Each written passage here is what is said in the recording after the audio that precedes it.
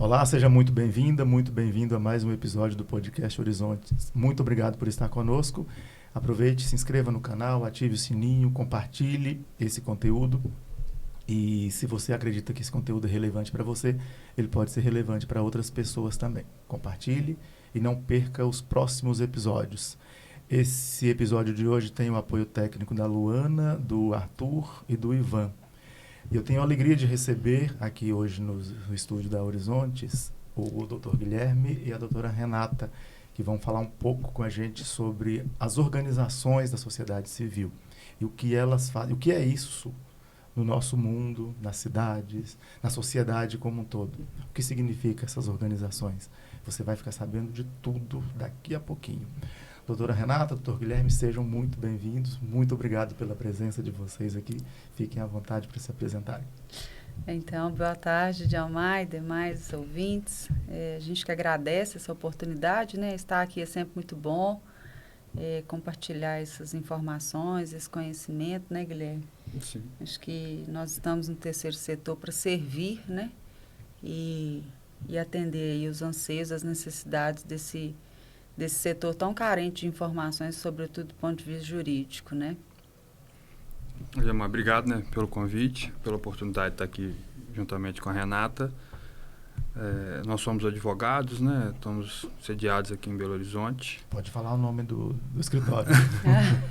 Pode fazer propaganda? Pode, fica à vontade. É o Lime Reis, né, Sociedade de Advogados. Nós temos uma atuação voltada somente para o terceiro setor. O foco é esse, a dedicação é ao terceiro setor. Então, acho que falar sobre o terceiro setor é sempre uma pauta de muito interesse nosso, né? Muito bom. Muito obrigado pela presença. E já vou falando dessa obra, desse livro da doutora Renata, recém-lançada, e a gente vai falar um pouquinho sobre esse livro. Por que a gente vai falar também desse material? Nós temos a tradição, a atuação no terceiro setor.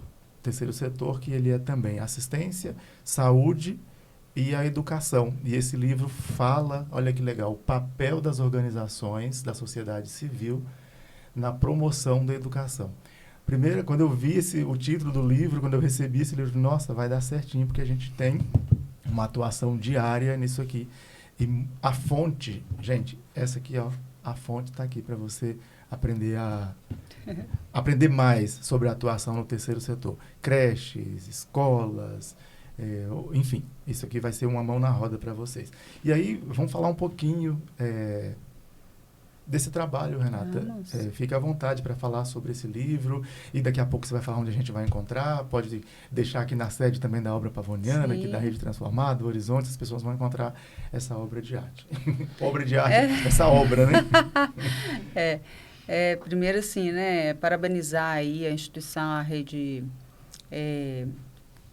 Transformar. Eu estou com rede parceira, a rede parceira é da Prefeitura de Belo Horizonte, né, que foi até objeto de estudo desse livro. A Rede Transformar, né, pela atuação e essa capacitação constante que vocês promovem para a sociedade civil num todo. E o meu objetivo, né, na verdade, com esse livro foi... Primeiro, é um livro de conclusão do meu mestrado, né? Então, foi um livro que eu gostaria de ter escrito, voltado mesmo para uma informação direcionada para essas organizações do terceiro setor. Então, a ideia foi trabalhar a educação, né, Guilherme? Visando, assim, demonstrar a importância desse tema para a nossa sociedade. O que é a educação? A educação, quando a criança tem uma educação de base, ela vai ter estrutura para o resto da vida. É como você construir uma casa. Se você faz o alicerce, você tem uma casa estruturada. E ela pode durar ali ao longo da vida, vai sofrer reformas, né? Assim como o ser humano, ele vai se aprimorando, vai reformando e vai ficando cada dia melhor. Mas a ideia é você ter um alicerce muito bem estruturado para que as bases não estremeçam lá na frente na sua vida futura. Então, você com educação, você tem saúde, porque você tem acesso, né, a ter uma saúde melhor. Você tem as assistências de formas gerais, né, assim, assistência na própria educação, assistência cultural, enfim, vários tipos de assistências. E a criança, com uma base educacional bem fundamentada, bem instruída, ela vai vencer na vida, né? Ela tem a possibilidade ali maior de vencer na vida. É lógico que nossa vida ela é pautada por escolhas, né? E você tem a escolha de seguir o caminho que pode te levar a uma realização profissional, pessoal, boa, e você também tem a escolha de seguir um caminho ruim, né? Mas com a educação, a tendência é você estar mais preparado, mais estruturado para poder ir numa linha de realização, de conquista, de falar assim, meu sonho é isso, então estou aqui realizando o meu sonho, eu lutei por isso, eu realizei ao longo da minha trajetória as etapas e consegui, né, ao longo do tempo, vencer. Então, eu costumo dizer que a educação é o pilar do ser humano e com a educação você consegue ter uma vida melhor. Não tem como não ter, né, uma vida melhor se você seguiu ali com uma educação básica e aí, né, o fundamental, seguir tudo, né, até o ensino superior e aí se formar mesmo, né. Interessante, Renata, eu vou me dirigir ao Guilherme, mas a pergunta vale para os dois. Sim.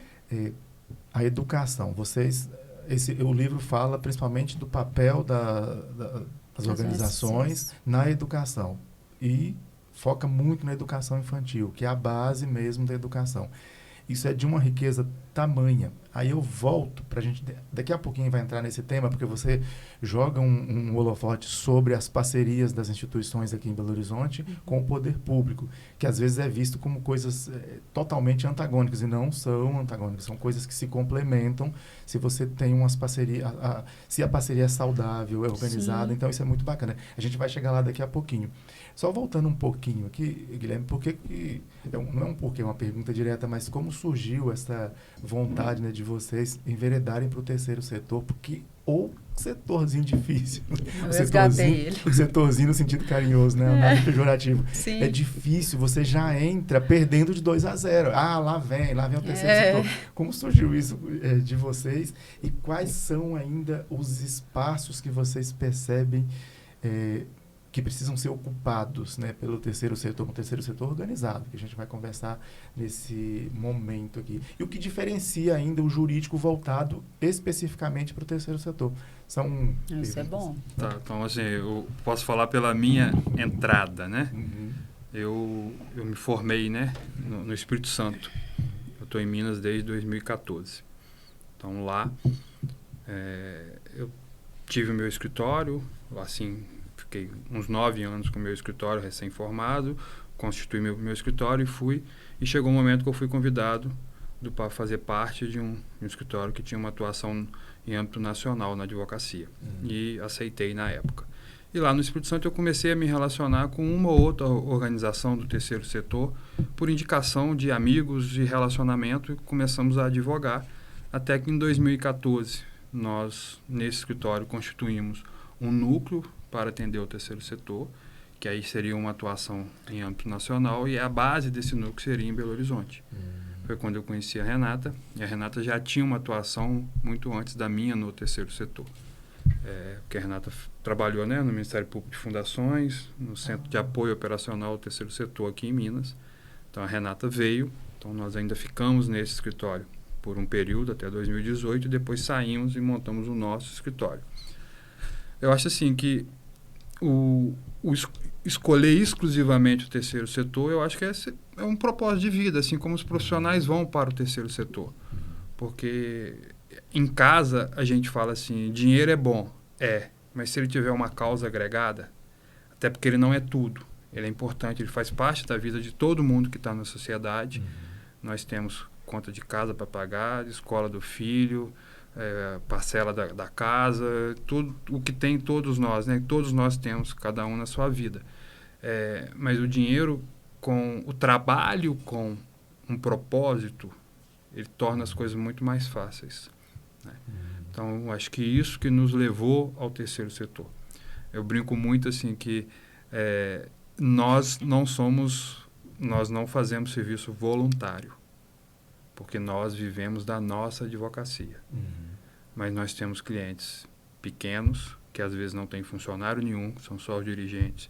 Temos clientes que têm 200, 300, até 15 mil funcionários. Entendeu? Então, nós conseguimos atender a todo o nicho, porque nós conseguimos entender a necessidade de cada um. Então, tem sempre um propósito. Graças a Deus, hoje, a gente consegue identificar e falar, naquela organização tem sinergia com o que a gente pensa da vida, com o que a gente quer. Justifica a gente atender? Justifica, então vamos atender. Não justifica. Então, acho que não tem propósito, né? Eu acho que o terceiro setor ele é muito carente ainda de todo nível de profissional. Vem crescendo, infinito, é lógico que vem crescendo. O terceiro setor se empodera cada ano mais. Você olha para as organizações e a gente fala que a organização, né, Renata, ela não vive mais do amor, né? Hoje em dia você tem que ter uma gestão profissional. Você administrar o CNPJ sem fins lucrativos e um CNPJ de uma sociedade anônima, de uma empresa que fatura 2, 3 bi, com não sei quantos sócios, é a mesma coisa, não tem muita diferença. Exatamente. Né? Então você tem que ter uma gestão profissional. Mas eu acho que ainda carece muito de profissionais do direito, porque tem muitas especificidades. É muito diferente. Entendeu? A legislação é outra, a relação com a administração pública. Eu sou do interior do Rio. Na minha cidade, a gente fala assim, fala que o outro quer nos medir pela régua dele. Então, muitas vezes a administração pública ainda tenta nos medir pela régua dela. Entendeu? Então, assim, sem querer entrar no livro, né? Mas já puxando, né? Por que falar da 13.000? Acho que talvez a Renata tenha tido esse propósito, né? Por que falar da 13.019? Porque é uma lei que já não é tão nova, é uma lei de 2014, que entrou em vigor em 2016, mas que a gente fala nas nossas palestras, mudou-se a lei escrita. Mas se você não mudar a mentalidade do intérprete, se você não mudar o agir do operador, não adianta você mudar a escrita da lei. Exatamente. Então, vamos falar sobre ela, sim. Já pode. Porque assim, o que determina para um gestor? Muitas vezes a palavra do advogado, a lei te dar esse direito, ou uma assinatura de um servidor público que fala, você tem que fazer isso aqui e outro, ainda que seja contrário ao que está na lei. Entendeu? Então, assim, nós temos no terceiro setor muitos desafios ainda. Muitos desafios. Eu acho que isso isso é uma grande motivação para nós. Sim, Esses desafios nos motivam. Né? Isso que eu ia falar. O que acho que a gente tem muito isso no escritório é o pensar fora da casinha. Porque para ler uma disposição de lei e falar com você, não, você não pode fazer, ou você só tem esse caminho para você fazer, é uma conduta muito fácil. Entendeu? Acho que acho que o nosso diferencial enquanto profissional do terceiro setor é pensar fora da casinha. É verdade.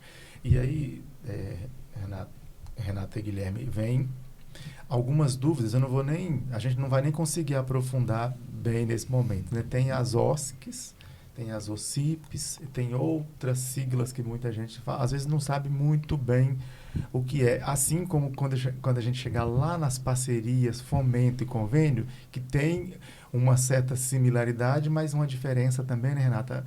Enorme. Grande, né? Depende de quem está ali lidando com aquela situação. Mas só uma pincelada OSCs, na Organização da Sociedade Civil, e nas OCIPs, só para as pessoas terem na verdade, né, Diomar, isso aí eu costumo dizer que é sopa de letrinhas, né? OSCs, ONG, OCIP, OS, às vezes até o SEBAS entra na sopa de letrinha aí, porque o povo não sabe, então, assim, coloca tudo no mesmo balãozinho lá de informações, né? Mas as organizações da sociedade civil são as entidades sem fins lucrativos, né? Que que fazem, né, essa propagação da beneficência, né, vamos dizer assim. Toda essa nomenclatura, toda essa sopa de letrinhas aí, isso aí são terminologias que a sociedade já acostumou, né? Mas, ou você, do ponto de vista jurídico, né? Aí a gente está indo lá pro Código Civil, nós não vamos entrar no tecnicismo da questão, mas você se constitui por meio de uma fundação, por meio de uma associação, por meio de uma entidade religiosa, né? Então, essas nomenclaturas que são dadas são meramente figurativo, né? Eu sou uma ONG, tá. Muitas pessoas falam, eu sou um instituto, né? Tem gente... Mas quando você vai lá na razão social daquela instituição, você faz uma consulta no CNPJ dela na internet, ela foi constituída por meio de uma associação, por meio de uma fundação, ou até uma entidade religiosa, porque as entidades religiosas, elas também possuem as suas associações internas, né? Que cuidam dos projetos sociais, né? Tem os próprios projetos. Então, assim, o terceiro setor é um setor que as pessoas não têm noção da amplitude. E a gente defende sempre que é o terceiro setor que move o mundo, sabe? Eu tenho muito essa frase nas minhas falas. O terceiro setor move o mundo. Então, se você pegar em nível Belo Horizonte, os 5 maiores hospitais, as 5 maiores escolas, tudo é terceiro setor. Né? Citando o nome aqui, né? Às vezes você fala, né? O Loyola é terceiro setor, as pessoas nem acreditam. Né? Santo Antônio. E aí, Santo Antônio. Então, assim, às vezes as pessoas não sabem que é terceiro setor e às vezes quando ficam sabendo, falam assim, mas é sem fins lucrativos e cobra o absurdo da mensalidade que é. Cobra. O que, na verdade, uma instituição, terceiro setor, seja ela de educação ou de saúde, não podem fazer é ter aquela concorrência desleal, que é um ponto também que isso é uma discussão danada, né, Guilherme? Você não pode, por ser sem fins lucrativos, ter o benefício das imunidades e isenções, chegar no mercado e, entre aspas, quebrar o mercado, porque você tem esses benefícios. Então, você tem que estar ali no mercado equiparado a uma instituição de segundo setor, né? Não é porque eu tenho um benefício que eu vou dar o desconto para trazer todo mundo para cá. Né? Então, assim, tem muitas nuances, muitos detalhes que as pessoas não conhecem, né? E só um complemento, assim, quando você falou, né, de OCIP e OS... São qualificações, né? São 2 qualificações, né, Renato, que pode ser concedido tanto pelos municípios, pelos estados e pela União.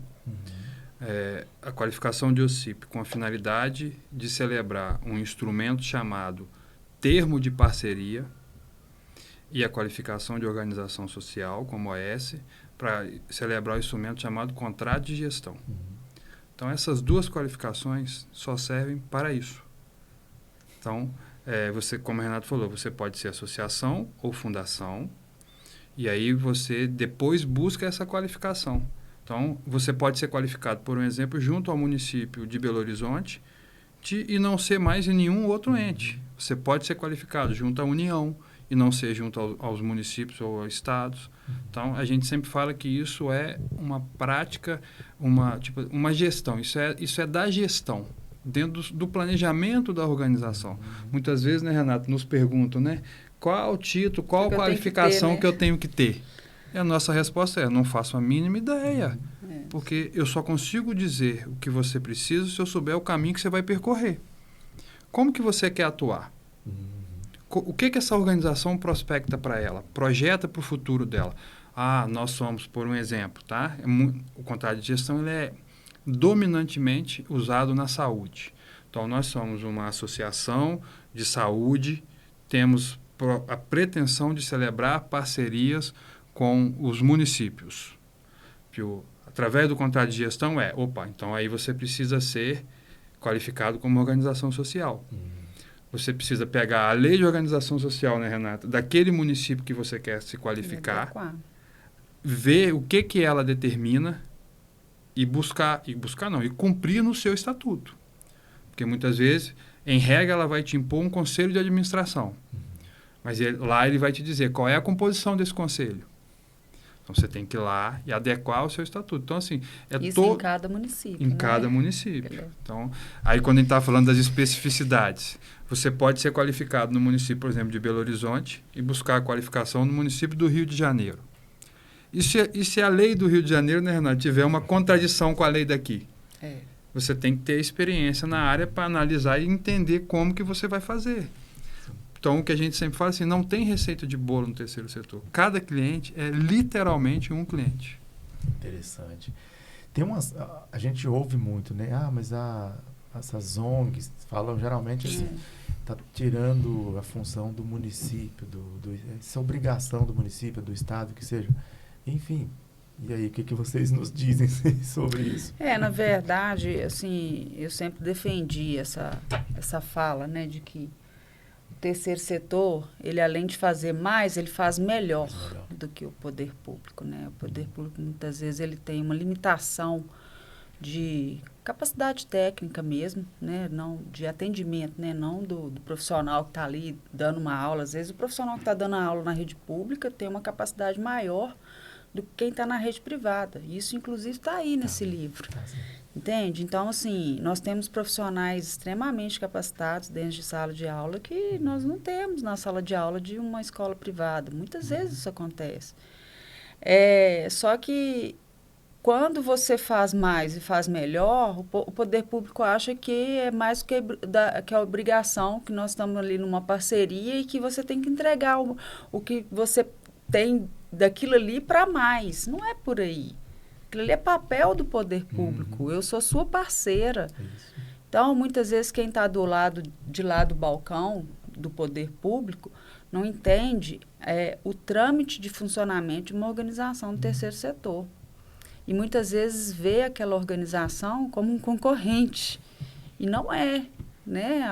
A parceria ela está para poder incrementar o Estado né? Nesse aparato de entregar, aí falando especificamente da educação, aí, que é o tema do livro, entregar uma educação de qualidade. Isso nós demonstramos aí por meio de números na pesquisa de campo que foi feita, de que a rede parceira entrega muito mais, com muito mais qualidade, maior atendimento. Nós tivemos um salto exponencial de crianças atendidas de 2016 até 2024. Então, assim, é gritante a diferença dessas parcerias com o poder público. Eu falo que o poder público tinha que carregar essas organizações na bandeja, sabe? Falar, olha, vem cá, pelo amor de Deus, eu preciso de você. Sem você, o município fecha. Porque a rede pública, por si só, não tem capacidade de espaço, capacidade operacional, capacidade técnica, para poder atender da forma que a gente precisa entregar para a sociedade. E a Renata abordou muito bem nesse livro dela o papel do fomento, né? Sim. Do Exatamente. Estado. Porque nós um pouquinho mais velhos, né? Já, né? Eu não. Eu, falando por mim, então. Eu, um pouquinho mais velho já. Eu sou da época em que o Estado fazia, né? Na minha infância, o Estado fazia tudo. Sim. E eu não tenho dúvida que talvez não tenha sido um modelo bem sucedido. Tanto que quando a gente chega em 98, nós temos a transformação, né, de um Estado executor, através da década de 90, né, a lei de OS, a lei de OCIP, para um Estado fomentador. Então, a Constituição permite. Que aí, quando eu falo Estado, né, Renata, é municípios, estados e a União. Esses entes, eles podem ou executar ou fomentar a execução e controlar e fiscalizar. Então, acho que a Renata até cita no livro dela, a DIN, acho que é o 972, né, da lei de OS, em que o Supremo deixou muito claro em que o Estado, quando ele está no papel de fomentador, ele está exercendo a atribuição constitucional dele. Quando a Constituição diz você tem que entregar a educação básica, diz para os municípios, não quer dizer que o município tem que fazer concurso público, Exato. que o município tem que construir a escola, que o município tem que contratar merendeira, que o município tem que licitar a merenda, que o município tem que fazer isso tudo. Não. o município tem que disponibilizar a vaga. Se ele tem uma entrega mais qualitativa e até quantitativa, com o mesmo recurso financeiro, né, Renata? Eu acho que você apurou isso na sua pesquisa, né? Com a parceria com o terceiro setor, esse é o melhor modelo de execução. Claro. Aí nós não estamos falando de ideologia de nenhum aspecto, entendeu? Esse é o melhor modelo de execução. Quando você pega, a Renata viu isso na pesquisa dela, que você vai olhar o quadro de professores, você tem professores mais qualificados na rede parceira do que nas escolas privadas. Isso é um sinal... Isso para mim foi um susto. Isso é um sinal de que o caminho é esse. Sim. E nós tivemos, sexta-feira, né? Nós recebemos um amigo em casa, né? Um padre amigo nosso. E que ele acompanhava uma ou duas creches, né? Sim, duas. Que estavam vinculadas à paróquia em que ele estava. E ele falando que... Pode citar o nome de político? Pode. Ele falando que na gestão do Calil, em Belo Horizonte, o Calil deu um prazo para que todas as creches tivessem os seus profissionais com curso superior. Para que todos se qualificassem. Então, assim, não é aleatório o crescimento. Existe um olhar do Estado. Nós estamos falando de Belo Horizonte porque foi onde a Renata fez a pesquisa e eu me lembrei da conversa dessa semana, né? Então, assim, isso provavelmente tem em outros locais. Então, há essa preocupação do Estado com a qualidade, não é só a quantidade. Eu fiquei feliz quando eu vi aqui no seu estudo, na sua pesquisa, essa diferença, né? Onde a gente trabalha aqui, gerencia todas as profissionais, todas, tem poucos homens, mas todos os profissionais ou já têm o curso superior completo ou estão finalizando. Então, comprova a minha pesquisa. Comprova 100%. E a gente vê os resultados. Não é dizendo, você não estudou, você não tem capacidade. Não é isso. Mas a entrega hoje, pela experiência vivida com as crianças e familiares, é infinitamente maior. Então, continue estudando. Já quero entrar num outro ponto aqui com vocês, dizendo no mesmo raciocínio. As ONGs, as instituições, chame como você quiser, elas não estão fazendo um favor, elas têm a obrigação de prestar um serviço e prestar um bom serviço. Sim. O que está em jogo ali é a vida da criança que está naquela instituição, é da família que está ali. Então, você tem que fazer um bom serviço. Não, as instituições não são boazinhas, não são. Elas têm que estar preparadas. Daí a importância que a gente vou falar isso com vocês, da importância das instituições estarem bem preparadas. E não são menores do que a educação oferecida pelo município. Aqui na própria pesquisa diz, tem coisas que as entregas são muito maiores e muito melhores, né? Estando nas associações. Então, por que não fomentar mesmo esse tipo de parceria? É ali que você tem que investir. E o município tem que também cobrir realmente as despesas e dar um certo respiro para as instituições, para elas conseguirem continuar fazendo boas entregas. Isso é importante, que tem sempre, porque a ONG tal é com dinheiro público. Caramba, falei palavrão. Se você está fazendo bem com dinheiro público, por que não? Tem que fazer mesmo, não é? Claro, obrigação. Então, obrigação. E eu lembro, Guilherme, eu não lembrava com tanta precisão dessa, eu vou dizer, dessa recomendação, ou não, né, do Calil, mas foi um dos períodos onde mais avançou a educação. Nós ouvimos isso na sexta-feira. Mais avançou na educação infantil. Não tinha atraso no repasse. Não tinha. E tinha ainda proposições. Olha, vamos fazer isso aqui para você chegar... Sim. Então, realmente, eu endosso. Mas isso, assim, Diomar, isso não dá voto muitas vezes. Não dá. Isso muitas vezes não é objeto de propaganda. Sim. Não tem engajamento. Não tem engajamento, mas como a Renata abriu a fala dela, se a gente pensa em 20, 30 anos de sociedade, a gente começa com quem está agora, na educação básica. Exatamente. Eu vi, lá no Espírito Santo, tem uma escola, né? Ainda existe a escola, talvez na época que eu morava lá, a mais conceituada de Vitória. E um amigo meu estudou lá.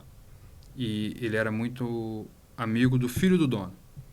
E segundo ele, o dono da escola falava com os pais. Se você puder investir na educação do seu filho, invista na educação básica.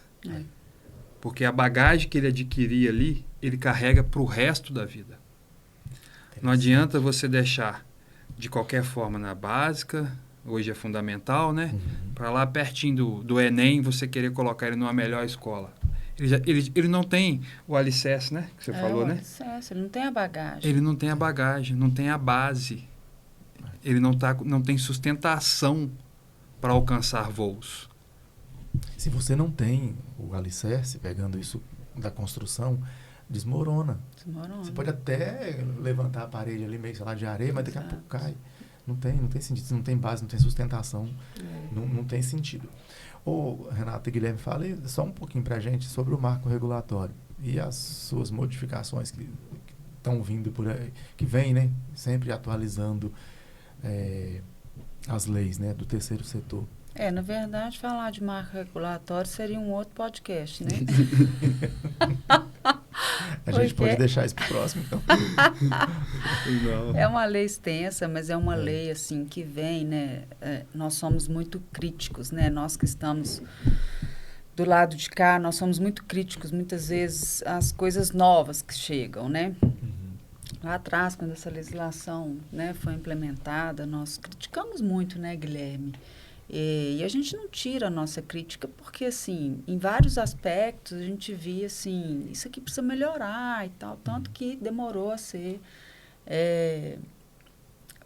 a entrar em vigor mesmo, né? Só um parênteses. Tanto que a lei foi publicada em 2014, dentro do que você falou. Aí em 2015, né? Isso. Alteraram vários aspectos. Isso. Assim, e quando essa crítica que a gente está falando foi exatamente antes dessa primeira alteração. Isso. Então, você vê que a lei foi publicada e já foi publicada com vários vícios, né? Vamos dizer assim. E que precisavam ser sanados. Então, a gente já de forma quase que imediata tivemos várias alterações e tudo. E em 16, então a gente está falando de uma lei aí que está completando uma década, né? De forma efetiva, assim, vamos dizer. Mas que com todas essas modificações, né, foi extremamente importante. O terceiro setor precisava desse marco regulatório, né, para poder instituir diversas formalidades, profissionalizar mesmo a gestão dessas organizações, situar as organizações perante o poder público e vice-versa, sabe? Então, assim, a gente viu uma melhora muito grande. Nós estamos aí caminhando, né, ainda, porque 10 anos é uma lei muito recente, né? Mas a gente já vê uma melhora dessas parcerias por meio dessa legislação, né, através do termo de fomento, que é quando a organização propõe uma parceria com o poder público para desenvolver aquilo ali, e o termo de colaboração, quando, que é o que acontece na maioria das vezes, o poder público solicitando, sugerindo a parceria com a organização de sociedade civil. E tem também um acordo de cooperação, né, que não envolve transferência de recurso financeiro, né, é uma troca, eu quero desenvolver uma atividade aqui na sua organização, Diomar. Então, você me cede o seu espaço e vamos desenvolvendo isso aí em parceria, né? Nós temos hoje com a EJA, com a própria Prefeitura de Belo Horizonte. Exato. A EJA é um modelo de acordo de cooperação. Acordo de cooperação. Exatamente. Então, assim, a gente vê que esse sistema está funcionando muito bem, sabe? Eu acho que colocamos os pingos nos is, né? Para ter uma legislação mais uniforme, mais coerente, mais aplicável mesmo ao terceiro setor. E é de extrema importância, porque a gente gosta muito de falar de questões práticas, né? E aí, fazendo uma correçãozinha do Guilherme, quando ele falou que a gente não faz voluntariado no escritório, mas a gente faz e eu faço muito, tá? Eu adoro fazer um voluntariado. A gente vive do nosso trabalho, sabe, Diomar? Mas sempre que eu posso, eu estou ajudando, né, Guilherme, algumas pessoas. E esse final de semana mesmo eu fui acionada até por meu professor de música, que ajuda um projeto social lá em Nova Lima, e eles, na iminência de receber uma emenda impositiva, não vão conseguir receber, porque pela Lei 3.019, ao apresentar o plano de trabalho, eles não apresentam atendendo aos requisitos mínimos da legislação. Então, isso não é nem uma análise jurídica, né, Guilherme? Foi o que eu falei com eles, isso aqui não está nem no âmbito jurídico, mas dentro da nossa experiência, nós vamos te falar que o que tem que ser feito para você tentar sanar os pontos que foram levantados pelo parecer da Prefeitura de Nova Lima para você poder tentar fazer esse ajuste e apresentar, de fato, o que é o seu projeto social. Por que ele existe e por que você está reivindicando esse dinheiro para poder dar continuidade nas suas ações, né? Então, assim, ficou mais rigoroso, sabe? Porque também precisava, só para concluir e fechar esse raciocínio, o Diomar, porque, assim, o terceiro setor, ele é visto muito pelas coisas erradas, né? Tem o povo falar pilantropia. Tem. De fato tem, como em qualquer lugar da sociedade. Nós temos pessoas que fazem o certo e que fazem o errado, né? Mas nós, por estarmos ali lidando com o dinheiro público, aí que nós temos que ter muito mais cuidado, sermos muito mais transparentes, sabe? É uma lisura 100% do tempo, trabalhar com ética, Sim. com o dever de prestar contas. Você não está prestando contas, não é para você e para a sua organização, nós estamos prestando para nós da sociedade civil.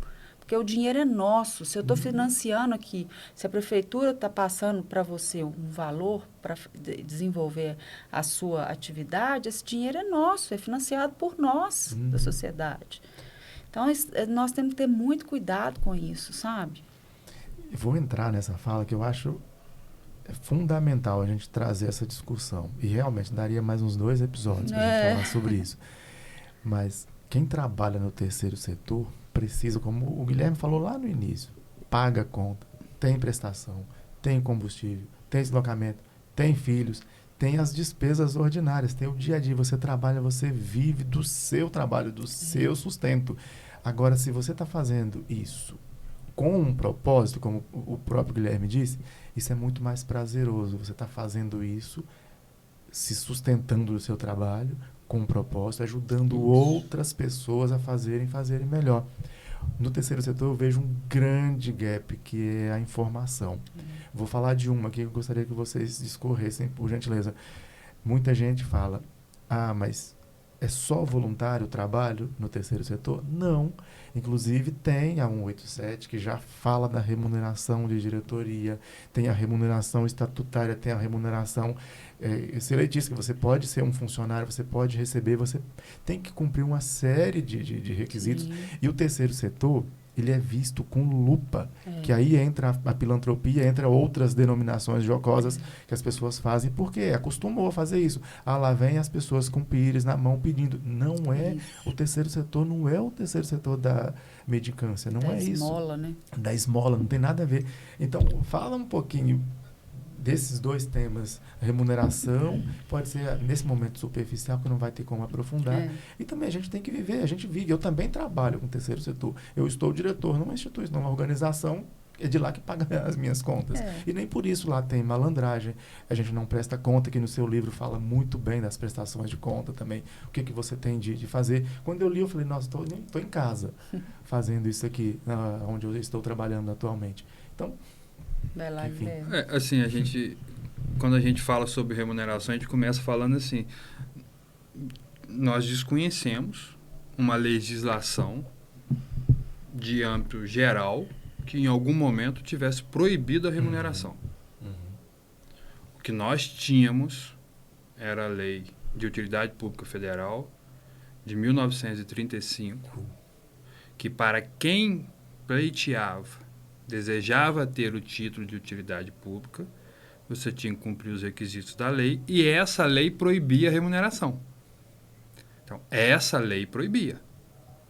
Olha, de 1935 estamos falando. Então, se eu fosse dirigente de uma entidade, de uma associação, uma fundação, e não necessitasse de ter esse título, eu não estaria proibido de remunerar.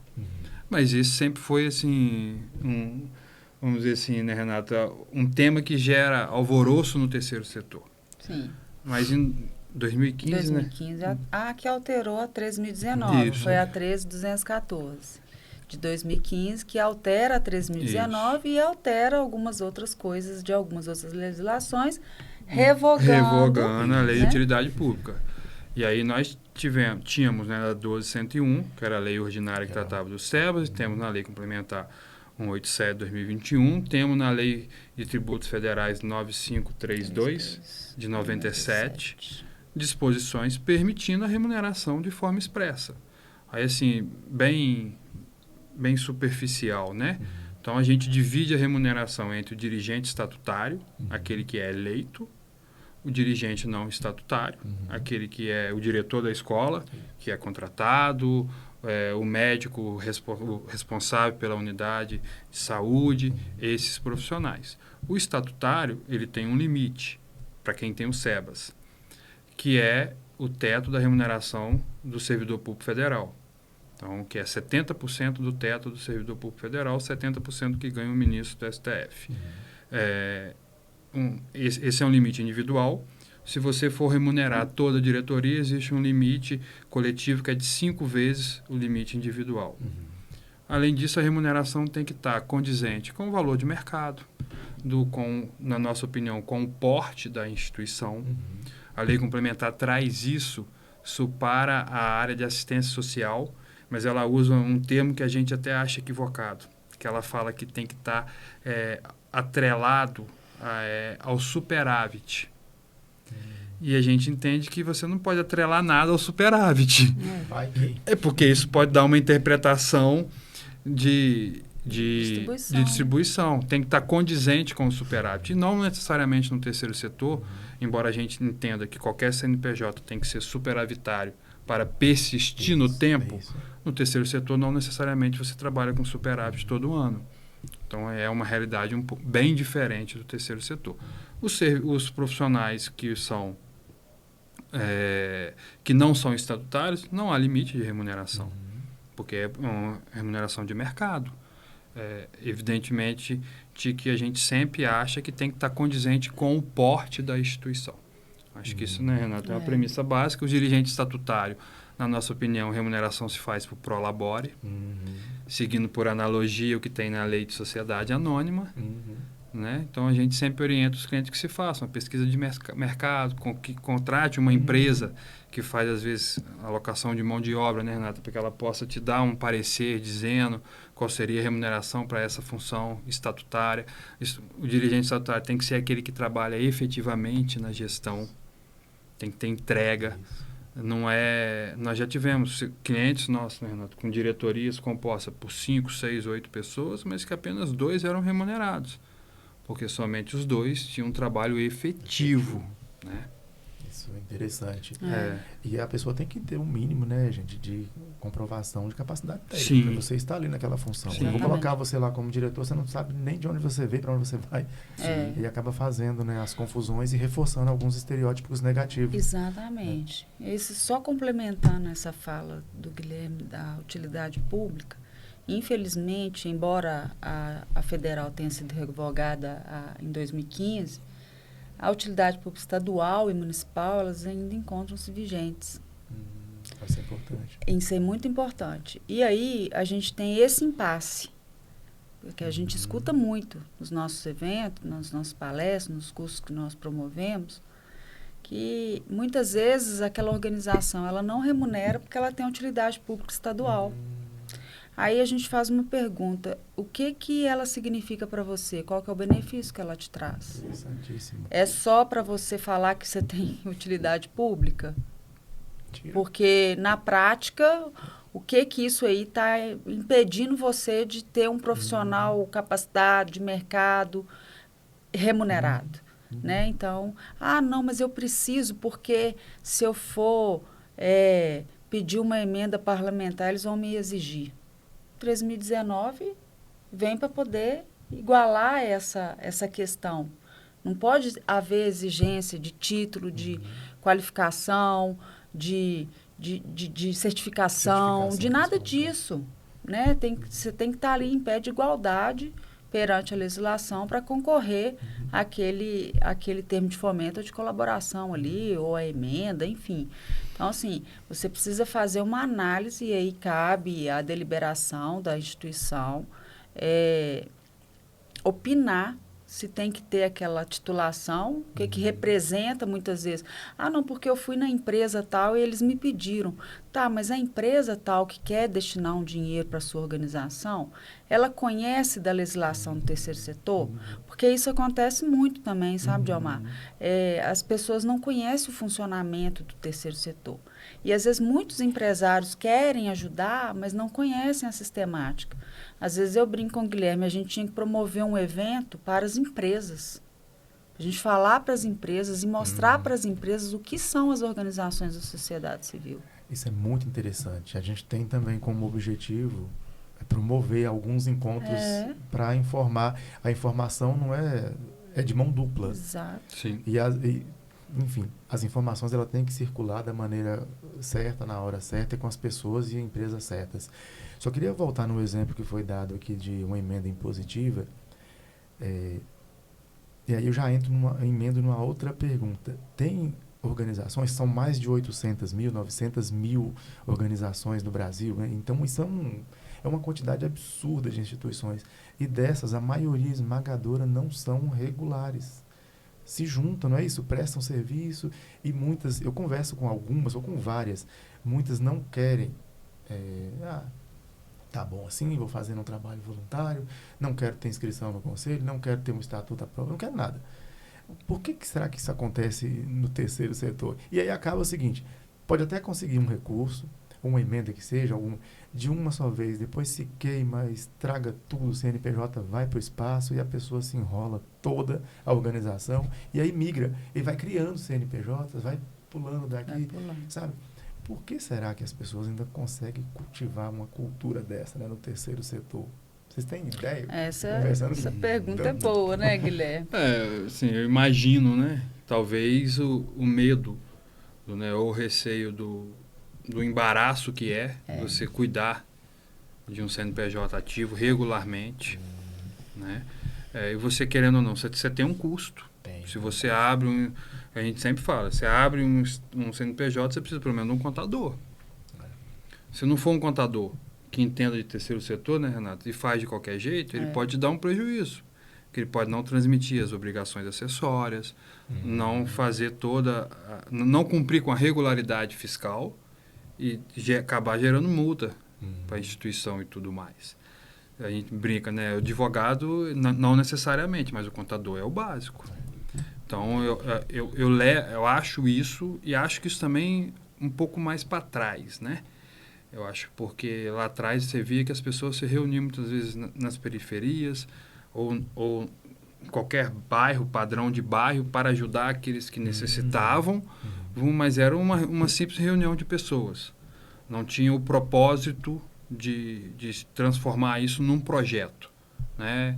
A gente já viu, né? Vamos uma vez por semana distribuir alimentação em determinada região da cidade?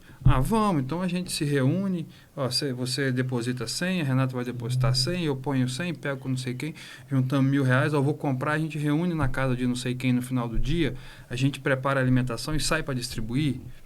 Então, às vezes, isso não tem a pretensão de ultrapassar isso. Nós vamos ficar só nisso. Nós não vamos fazer isso crescer. Eu acho que isso também existe muitos projetos. Assim, que é válido. Que é válido. Também, não tem? Nós tivemos super válido. Você falou do voluntariado. Eu lembro de um caso que você encontrou com alguém e aí você falou assim, não, eu vou ajudar a regularizar. Que era uma senhora, parece... Não, já fiz tanto, gente, que eu até esqueço. Mas não, era uma senhora que ela distribuía alimentação ou vendia, assim, por R$1, R$2 a alimentação. Aí você pegou o estatuto... Sim, foi lá na região da Vila Pinho. Isso. Ali na região do Barreiro. Fui lá, eu gosto de ir nas instituições, gosto de ver como que funciona. E ela estava nesse modelo aí mesmo. Aí eu regularizei toda a documentação dela. E agora está tudo funcionando, regular. Mas já tinha uns 40 anos que ela fazia. Tinha uns 40 anos. Que ela fazia, entendeu? Tipo assim, mas de repente não tinha encontrado ninguém para que pudesse ajudá-la. Sim, sim. Nós estamos assessorando algumas também nesse sentido. Vocês estão capacitando? Estamos. Que bacana. É difícil. Tem gente, não, cansei, não dá, porque é muita burocracia. Aí a gente fala, tá, mas a burocracia, se ela é vencida, daqui a pouco você vai ter uma tranquilidade para trabalhar muito melhor. Você pode firmar parceria, é um período, convênio, né? É um período. É um purgatório, gente. Você abre os horizontes quando você está regular. Sim. Isso é fato. Sim. E a gente falando, né, de voluntário, eu tenho muita dificuldade em pedir alguma coisa. As instituições, eu vivo de doação. Gente, tá, tudo bem, você pode até viver, tem muitas almas boas por aí, muitas pessoas que se doam dinheiro, tem muita empresa que fazem muita doação. Mas se você está regular e você consegue se sustentar, é muito mais digno. Eu vejo dessa forma. Eu não estou desprezando nem de longe doação, falar que nem de longe. Mas se você está bem, está regular, pronto para receber recurso, depois prestar conta de forma transparente, claro, olha que coisa maravilhosa. Sim, a entrega é muito melhor. Com certeza. E sem contar que essas organizações, quando elas estão constituídas, né, Odilmar, a gente fala muito isso, orienta muito, né, Guilherme? Você tem que ter um estatuto robusto, de forma que esse estatuto te ampare a ter uma atividade meio para você gerir seu fim. De forma a você não ficar na iminência de ter que fazer uma parceria com o poder público. Mas eu desenvolvo o que o poder público teria que desenvolver. Beleza. Mas se você não precisar dele, é melhor ainda.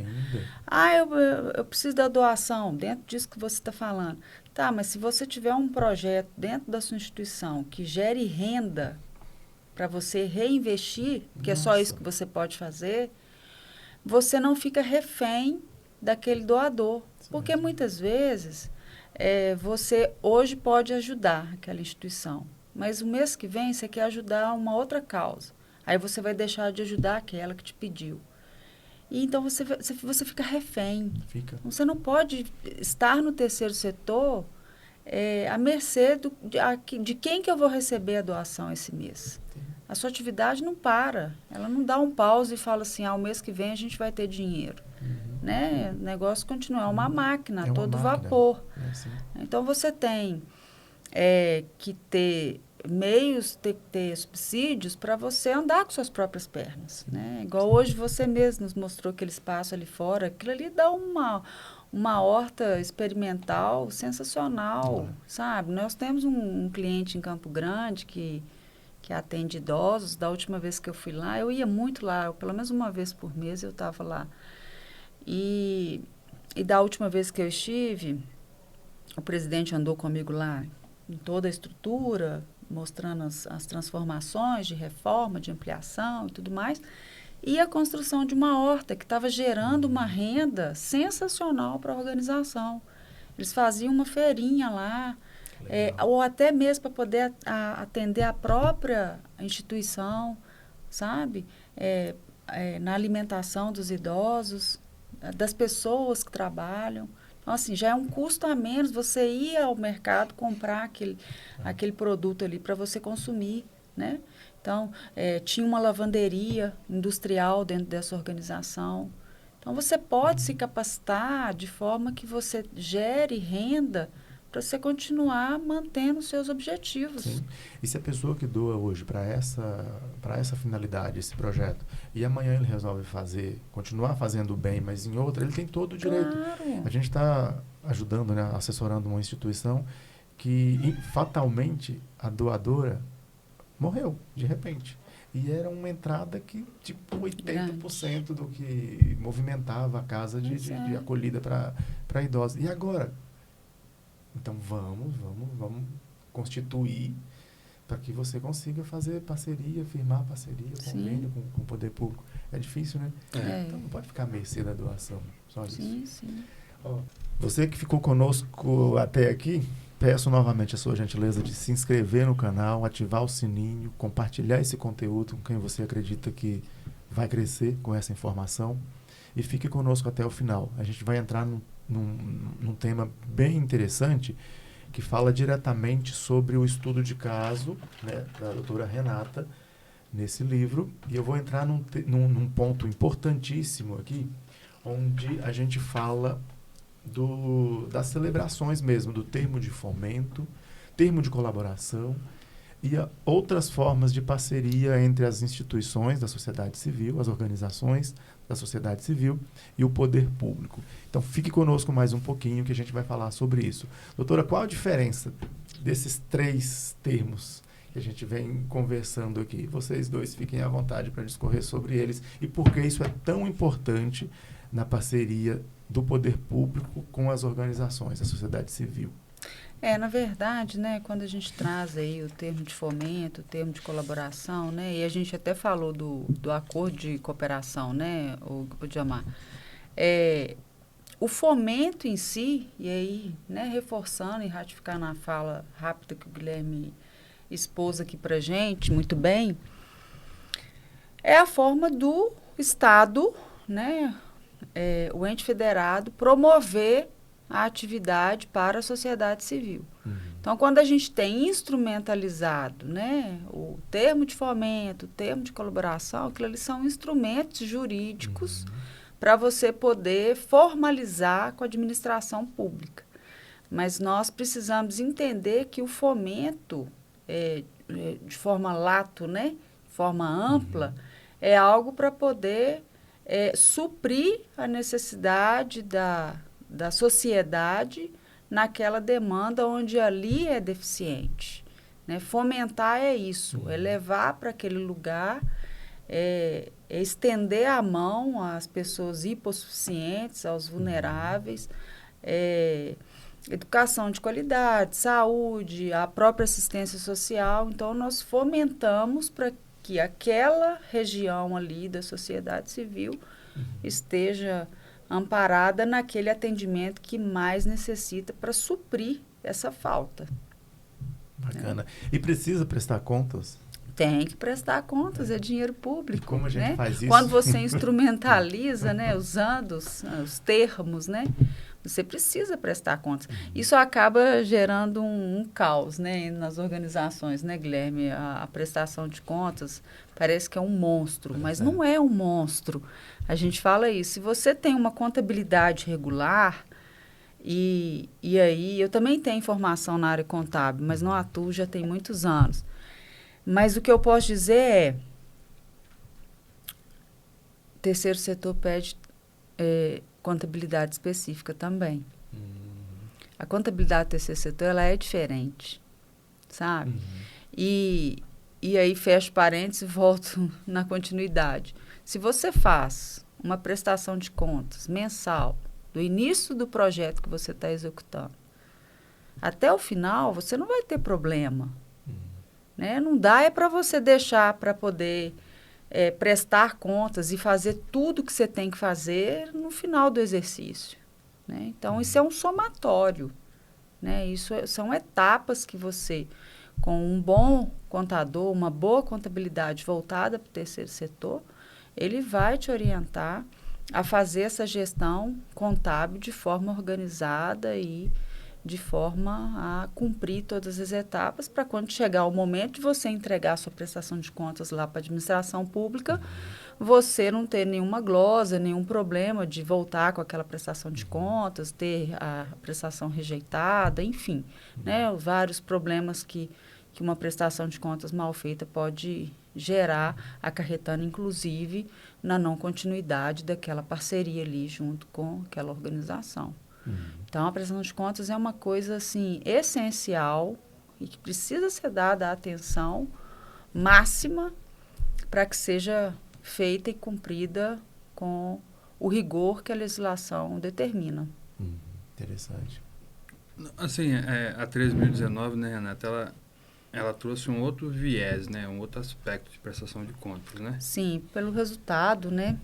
Que na verdade, ela não desobriga, não desonera a organização do cuidado da parte financeira. Sim. Mas ela, no nosso olhar, ela diz que o mais importante é o impacto social. Porque nós sempre tivemos no terceiro setor um controle exclusivamente financeiro. A administração pública não queria saber o que você acarretava com as suas ações. Qual era o impacto que você entregava para a sociedade. Ela queria saber se você estava gastando o dinheiro da forma que você disse que estava gastando. Sim. Ou seja, é o puro formalismo. Uhum. Lembra da régua que eu te falei? Uhum. Então, eu vou te medir pela minha régua. Eu não quero que você gaste R$1 fora daquilo que você disse a mim que iria gastar. Uhum. E nós sabemos, do ponto de vista prático, né? Uhum. Muitas vezes você constrói um plano de trabalho dentro de uma realidade econômica financeira de 2023. Isso mesmo. E você vai executar esse plano de trabalho em 2025. Isso. Então, vamos pegar coisas básicas. O combustível aumentou. Provavelmente a Convenção Trabalhista já teve o seu dissídio. Uhum. Vamos falar só desses dois. A passagem, vamos botar a passagem, aumentou. Então, você tem um impacto financeiro Sim. nisso. Então, a Lei 3.019, como a Renata falou, nós fomos críticos, mas se nós formos olhar para ela hoje, talvez seja um modelo muito perto do ideal. Não é o ideal, porque sempre tem o que ajustar, porque ainda existe um poder, né, Renata, regulamentador de cada ente. Então, nós temos que olhar para o que cada ente. A Renata citou Campo Grande. Nós temos um caso prático de Campo Grande. Essa mesma organização, ela tinha uma parceria com o município, né, Renata, em que ela recebeu uma verba do Fundo do Idoso para ampliar as habitações para os idosos. E ela fez a obra, convidou o prefeito, a secretária da pasta, fizeram a inauguração da obra. A prefeitura divulgou no site da prefeitura. Quando essa entidade foi prestar contas, a secretaria falou que ela não comprovou a realização da obra. Confusão armada. A lei fala em verdade real. É. Entendeu? Verdade real é um princípio do direito penal. Ou seja, o que de fato aconteceu. Se a prefeitura divulga a obra, se o prefeito estava na inauguração, a secretária estava, a obra existia ou não existia? Então, assim, a lei, o que ela traz como regra, e isso, assim, infelizmente, nós ainda não vimos, né, Renata? Isso, de fato, acatado pela administração pública, tá? Mas o que a lei quer é que a OSC, ao receber o recurso, que ela gere impacto. É isso mesmo. Que ela cumpra com as metas, que ela alcance os resultados. Por isso que teve, né, Renata, e você abordou no seu trabalho, a instituição do monitoramento e da avaliação. Isso é importante, né? Muito importante. Bem importante. Ou seja, qual é o propósito da parceria? Não é um propósito punitivo. Porque se eu avalio e monitoro o que você está fazendo, eu tenho tempo, né, de em conjunto com você, acertar o caminho que nós temos que percorrer. Exatamente. Assim, você como instituição, você não pode ser penalizado sozinho, porque você está ali sendo monitorado e avaliado de forma constante por uma equipe da administração pública para o desenvolvimento daquela parceria pública ali. Você fica, como instituição, às vezes você fica até meio coagido, assim, e aí, o cara vem, ele vai te avaliar, né, como vocês estão dizendo, o Guilherme reforçou, somente o aspecto econômico? Só isso?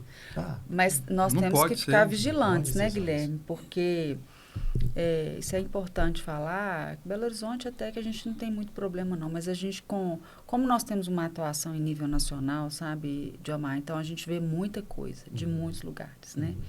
E cada hora a gente vê uma aberração. Então, nós ainda temos problemas e somos procurados por essa questão de ser uma prestação de contas financeira, né, Guilherme? Sim, isso. Tem muito ainda. Isso ainda é atual, essa demanda. É atual. Então, assim, hoje nós estamos voltados aí para o cumprimento das metas e entrega de resultado, de impacto, como o Guilherme falou, que o propósito, a ideia da lei é exatamente essa, né? Eu quero ver o resultado. Como que você vai fazer? Eu não quero nem saber, meu filho. Eu quero saber se a sociedade foi atendida e se resolveu o problema lá daquela vulnerabilidade, ponto final, né? Mas nós temos aí em diversos locais que ainda não entenderam que a questão é resultado. Entende? A gente realmente às vezes fica muito engessado também em algumas coisas e você não sabe, você não consegue nem avançar, dar um passinho a mais para melhorar. Vou dar um exemplo, o Guilherme citou um exemplo de 2023 para executar em 2025. Isso aconteceu recentemente. Software, como é que você vai bancar algo de 2024 em 2026? Primeiro que já houve uma revolução em tudo, já está lá na frente, né? A gente não sabe nem... Depois os preços vão acompanhando as evoluções. Eu vou deixar de prestar um bom serviço porque você não vai deixar? Você é o ente público que está... Alguém que está fazendo essa... É o desafio. Por isso que o terceiro setor ele é realmente diferente, né? Sim. Eita. Esse eita aqui é porque eu não tive mais argumento. O que eu vou falar? A gente está nele, né? É o desafio diário, né? É o desafio de você buscar um gestor público do outro lado que entenda isso, que tenha um entendimento do terceiro setor, que tenha um compromisso, né, Renato, com o resultado. Sim. Com o resultado, que não busque as amarras da lei, que nós não temos essas amarras, não temos tantas essas amarras na 13.019. Que a 13.019, ela acabou com a contrapartida financeira. Isso foi muito bom. Né? Quando, na época do convênio, né? Antes dela, né, Renata? Sim. Tinha que ter uma... Você tinha, às vezes, a sua despesa, né, do projeto, um exemplo, era 100 mil por mês, a administração pública te dava 60 e queria mandar no seu projeto. E aí você tinha que fazer as feijoadas, os bingos, né, as rifas, para complementar. Financiamento do imóvel, você tem que dar uma entrada de 20%. Eu lembro de um caso lá no Espírito Santo, eu conto sempre esse caso. A gente já estava no nosso projeto em conjunto, uma gestora de um asilo veio conversar conosco.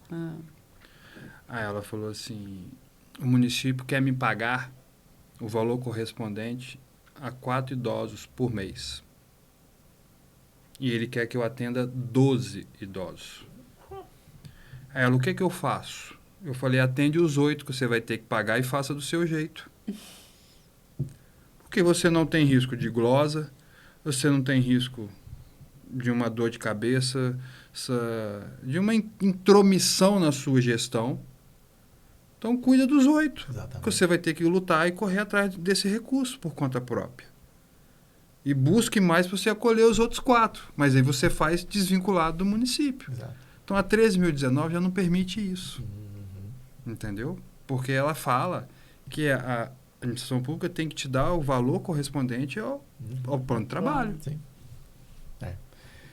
Interessante, gente. Vamos caminhando aqui mais um pouco para o final. Mas eu quero te fazer uma pergunta também. Claro. Agora nós vamos inverter os papéis. Diomar, você que está no terceiro setor, está nessa lida aí dentro da educação, né? Para a gente foi uma honra quando você nos convidou para estar aqui trocando uma ideia sobre as questões do terceiro setor e falando um pouco do livro também, né? O que esse trabalho, esse resultado impactou para vocês, assim, de forma prática, tá? Isso que foi apresentado está dentro da realidade da sua atuação? Isso fugiu, atendeu? Como que é? Me fala, porque para mim também é importante. Não, tá bem dentro da nossa realidade. Eu tive uma grata surpresa, sabe, Renata? Quando eu tive acesso, né, ao livro, comecei a ler. Primeiro eu voltei no tempo, já até comentei isso com vocês, né? Voltei no tempo lá de quando estava no serviço social. Serviço social, muito tempo, bastante tempo atrás mesmo. Aí, de repente, eu me deparei com situações que, para nós, elas são usuais, são muito práticas. Está aqui todos os dias, a gente faz isso que você conseguiu juntar aqui no seu livro. Falei, nossa, mas isso aqui vale a pena a gente trazer para uma roda de conversa, discutir isso. Primeiro vem com a instituição, depois com o poder público, que é o que fomenta, que é o que, em boa parte, está envolvida junto com as instituições, não só com a que eu trabalho atualmente, e depois com os usuários, os próprios usuários que estão ali, que são as crianças, são os familiares. Eu acho que vale a pena a gente ter uma roda de conversa, até desafio, não é bem um desafio no sentido provocativo, mas chamar o poder público e nós falarmos, somos nós entidade, que estamos aqui batalhando para fazer a coisa certa todos os dias, para entregar os melhores resultados e ter junto nessa roda de conversa você com toda a sua inteligência e o trabalho já realizado de pesquisa, é uma pesquisa muito prática, tá? E o poder público que fomenta isso aqui. Vamos juntar, vamos fazer uma roda de conversa, falar sobre isso aqui. Às vezes nem ele sabe desse impacto dessa parceria. É muito provável que não saiba. Alguns já têm esse livro, que eu dei tá? Já está circulando na SMED aí. Quem sabe a gente tem essa alegria de ter esse bate-papo e até, né, Guilherme, melhorar a própria atuação dos três agentes, digamos assim, do próprio poder público, das instituições e também para vocês que são pesquisadores e estudiosos na área. Então, vale muito a pena. E tenha certeza, aqui, gente, é o básico aqui fala, mas é um básico bem feito, sabe? Você tem que ter financiamento, você tem que ter recurso para você se movimentar, você tem que ter entrega e é isso aqui, prestar contas. Gente, prestar contas é a coisa mais simples, mas é o negócio mais chato que existe. Sim. E, às vezes, por um deslize, você se enrola todo. Sim. E outra coisa, não é eu vou falar de prefeitura, mas não é o outro que está financiando, como o Guilherme acaba de falar. Eu financio 80%, 60% e quero mandar no que você está fazendo. Não, vamos construir juntos. Às vezes é realmente, Guilherme, melhor você atender somente os 60% ou os 40% que lhe falta, do que você fica enrolado com aquele que está dizendo que está te ajudando. Às vezes está te complicando. Então, Renato, só fechando aqui a pergunta. Sim. Eu estou divulgando isso aqui com muita alegria, com muita satisfação. Que bom, fico feliz. A gente vê isso aqui e é nosso dia a dia. Por isso que eu fico falando com tanta empolgação. Vamos levar isso adiante na nossa roda de conversa? Eu fico à disposição, nós dois ficaremos aqui à sua disposição para a hora que vocês precisarem. A gente está para poder construir em conjunto e ter essa possibilidade de ter o poder público inserido nessa roda, sabe, Odiomar, para poder entender, porque se você tem um canal que difunde a ideia, que propaga e que quer atingir aquela organização que muitas vezes está começando e que não tem uma noção do funcionamento, né? Porque eu falo isso para os meus alunos, hoje a informação é nova, amanhã ela já é velha. Então, para que você vai reter informação se todo dia nós temos uma coisa nova? Né? Então, o conhecimento ele tem que ser repassado mesmo e dividido e vamos junto para poder reforçar e ser sempre esse setor, assim, que quando unido, ele é um setor pujante. Sim. Eu falo com as organizações, vocês não sabem o potencial, a força que vocês têm. Se vocês se unirem e falar que vocês não vão fazer, nossa, mãe, estamos perdidos. Exatamente. Né? Eu acho assim que a lei já tem um tempo de vigência, já está todo mundo maduro na lida com a Lei 3.019 para nós nos reunirmos e falarmos, vamos discutir. Porque aí rende, né, Guilherme? O que a gente pode aprimorar, o que para as organizações não está funcionando, o que para a administração pública não está funcionando e o que de repente nós e outros colegas do ponto de vista jurídico entendemos que pode ser retratado, em especial nos decretos que regulamentam a lei, a vontade do legislador. Porque o legislador sempre tem uma vontade. A gente fala, a lei ela não surge da letra fria. Você tem sempre uma justificativa para uma propositura de lei. E muitas vezes a gente esquece de qual é o propósito da lei. Entendeu? E quem vai regulamentar, em especial, esquece o que está na lei e tenta adaptar a sua rotina prática de trabalho braçal dentro da secretaria de cada área. E, na verdade, não é isso que o legislador quer. Nós tratamos da prestação de contas, que, na nossa opinião, né, acho que a opinião da Renata também, talvez seja o ponto assim, de maior preocupação, e pela nossa experiência prática, onde a gente sempre vê as organizações, quando elas vão fechar as portas, muitas vezes o ato inicial é uma prestação de contas mal feita. Uma prestação de contas não prestada, insuficiente. Um exemplo prático e importante da própria a Lei 3.019, ela trouxe um instrumento chamado medida compensatória. Isso muita gente não tem conhecimento. Não tem conhecimento e não faz. Porque aí um exemplo prático, né? Nós tínhamos um cliente lá em Brasília, isso em 2014, né? 2015. Esse cliente teve um convênio. E nessa prestação de contas do convênio, ele precisou devolver um dinheiro. Aí o convênio de 2014, que foi o que detectou que ele tinha que devolver o dinheiro. E a única fonte de receita dele era o convênio. Então, quando chegou em 2015, ele precisou devolver o dinheiro, devolveu com o convênio de 2015. No convênio de 2015, ele ficou devendo um dinheiro. Nossa Senhora. Devolveu com 16. E assim foi de forma sucessiva até 2018, quando a secretaria virou e falou assim, está rescindido. Então, era uma organização com 200 funcionários, que atendia uns 4.000 moradores de rua por mês em Brasília. E o projeto acabou. Aí nós tivemos uma enxurrada de ações trabalhistas. Nossa. A população que era atendida não foi mais atendida. E aí o que a lei trouxe? A medida compensatória. Porque se você, organização, tem como única fonte de receita a parceria com o poder público, você não tem dinheiro para devolver.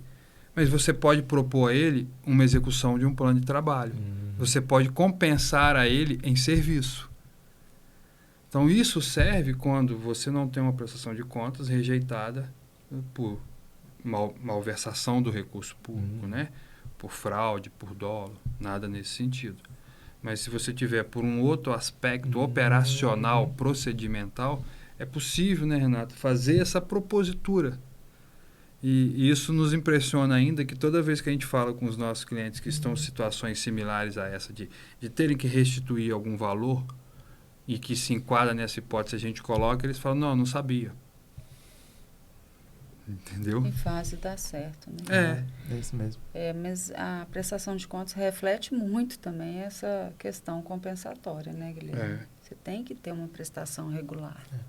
Né? Fica parecendo assim, quando eu mencionei sobre a prestação de contas, não é algo simples, né, Diomar? Não é algo simples. Mas se você tiver uma gestão contábil eficiente, ela vai te entregar uma coisa que vai se tornar simples. Sim. Né? Então, nós precisamos escolher também, às vezes um contador vai te cobrar R$300 para fazer sua contabilidade, o outro vai te cobrar 500. Mas o de 500, ele vai te trazer a solução. Né? Então, muitas vezes, assim, as organizações, mas eu não tenho dinheiro. Tá, mas vamos analisar direitinho, vamos nos esforçar aqui agora, porque o de 500, ele tem uma especialidade ali voltada para o terceiro setor. Não é garantia que ele vai te entregar, porque, né, nós também, o que se espera é que você está com uma pessoa especializada, você vai ter um trabalho mais direcionado, mais longe do erro, né, vamos dizer assim, do que você pagar, às vezes, um pouco mais barato e ter esse tipo de dor de cabeça, como foi esse cliente em Brasília. E nós tentamos fazer de tudo, né, Guilherme? De tudo. Mas, assim, não era uma questão jurídica, entende? Então, assim, nós também temos as nossas limitações do ponto de vista jurídico. Às vezes a gente passa até um pouco, né, do jurídico.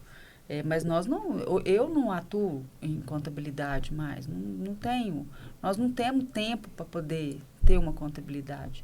Mas quando é necessário analisar algum documento contábil, a gente faz essa análise. A gente vai lá e aponta para o cliente, olha, a gente precisa melhorar isso aqui, vamos reunir com o seu contador?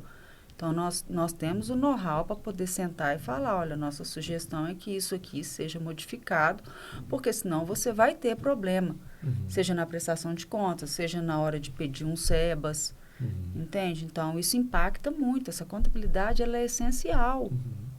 Né? E lei de SEBAS também dá outro podcast, porque SEBAS hoje é 100% contábil, entendeu? Dá outro... Nossa, nós temos muitos temas. Tem muitos temas. Vocês têm que fazer aqui com a gente um semanal. O quadro combinar. aí. Muito bem. Vamos pensar um programa. Estamos chegando no final do bate-papo, muito bacana, enriquecedor. das informações muito relevantes para a gente. E você que esteve conosco, né, novamente até aqui, aproveite, se inscreva no canal. Vamos chegar em 10 mil inscritos. E compartilhe esse conteúdo, ative o sininho e você vai ficar por dentro, em primeira mão, de tudo que a gente falar por aqui. E venha se associar a nós, ao canal Podcast Horizontes. Estamos aqui aguardando o seu contato. Guilherme, muito obrigado. Renata, muito obrigado. Isso aqui virou de cabeceira, tá? E a gente vai organizar uns debates bem bacanas sobre esse tema aqui, bastante relevante mesmo. Fique à vontade para as considerações finais. E é isso. E pode deixar os contatos de vocês aqui, que vai ser descrito aqui no vídeo. Sim. Obrigada, Diomar, mais uma vez, né, Guilherme? Para a gente isso aqui é importante. Com certeza. Porque nós fazemos um trabalho muito de estudo direcionado para o terceiro setor, né? A gente tem muito cuidado no atendimento aos nossos clientes. E quando um cliente nos procura, muitas vezes ele está nos procurando porque ele precisa resolver uma questão jurídica. Mas muitas vezes a gente entra até na psicologia, sabe? Sem ser psicólogo, mas a gente entra até na psicologia.